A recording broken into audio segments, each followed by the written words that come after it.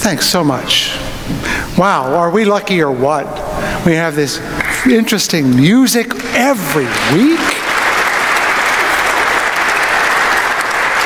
And we have the lion dancers. If you should have been in early worship today, we used 5 different languages today because we're doing a song in Swahili. We learned how to say Happy New Year in Chinese. We do our opening words in Hebrew every week.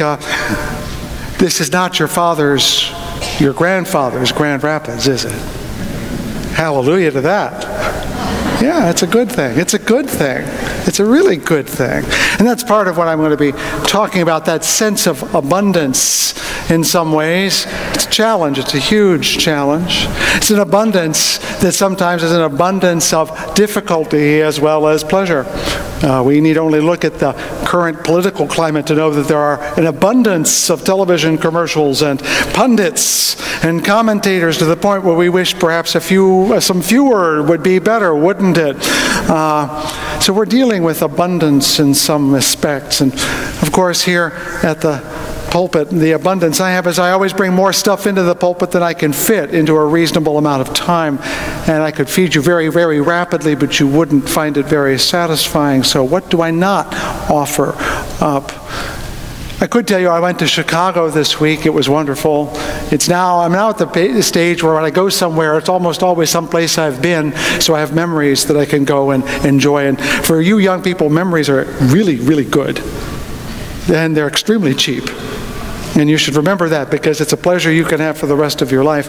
I went there because my seminary was relocating, and so they had a reception, and I wanted to go see some people I knew. I ran into my old thesis advisor who looks amazing, and I really was delighted to see him, and other people I knew. But I used that as an excuse because my elder son lives there now, and he's got a job with benefits. We like that at our house.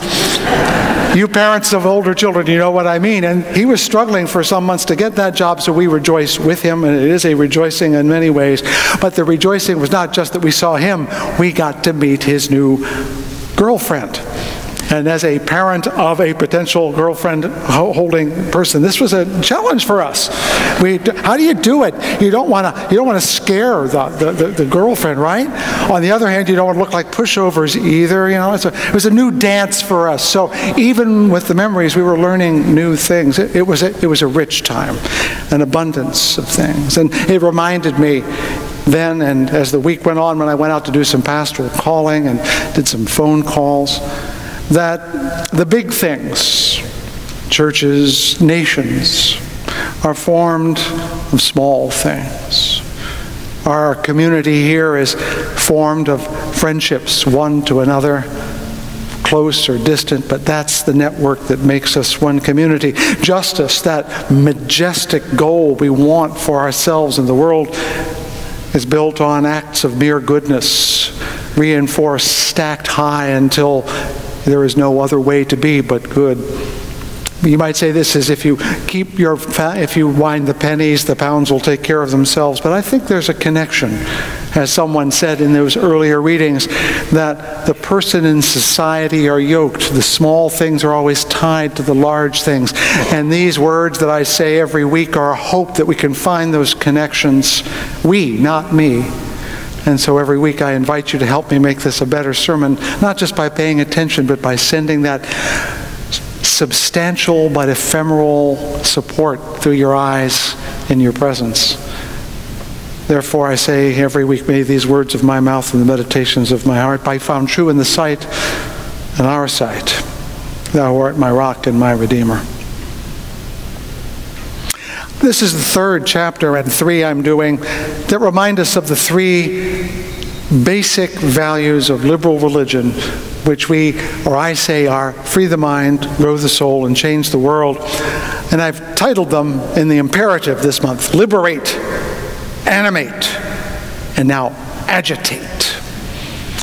And I'm going to tell you that liberal religion is not a species like Christianity or Judaism. It is a way of being present spiritually so that you can find liberal Christians and liberal Jews and liberal atheists and liberal pagans and liberal Hindus and conservatives as well. Liberal religion is a way of seeking liberation, of finding animation, of pursuing agitation.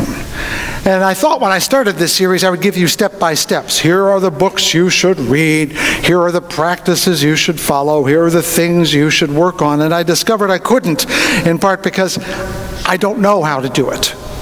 I don't know how to be liberally religious. I don't know of any system, any pattern, any book, any guide, any of it that will get me from there to there.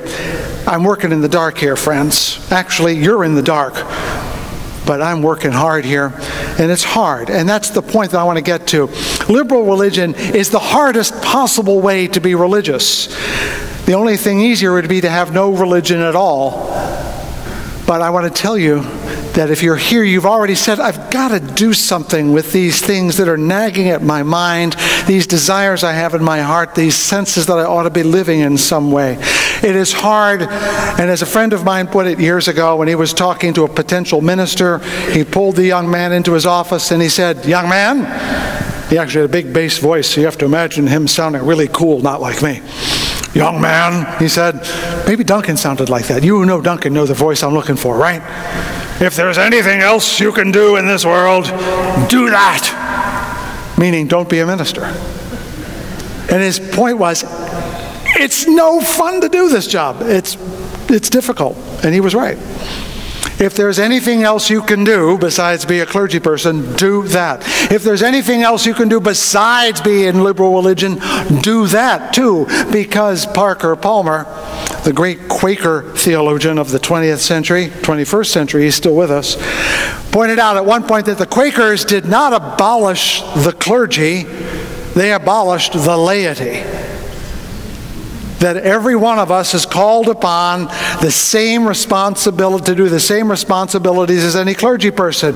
You cannot delegate to the person in the pulpit your job to free your mind, your duty to animate your soul, your duty to change the world. It is inalienable, as they say in the Declaration of Independence. Religious democracy says we're all in charge.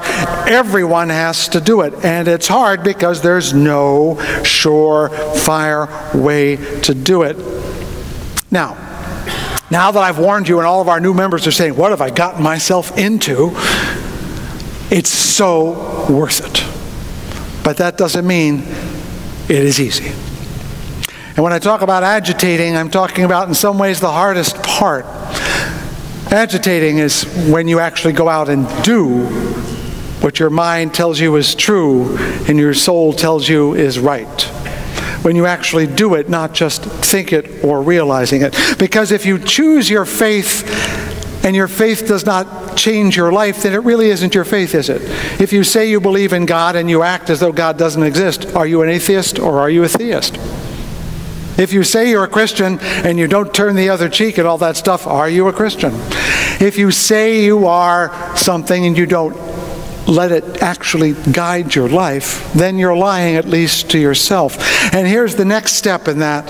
Even if it changes your life, if it does not change others, you're not doing the job either.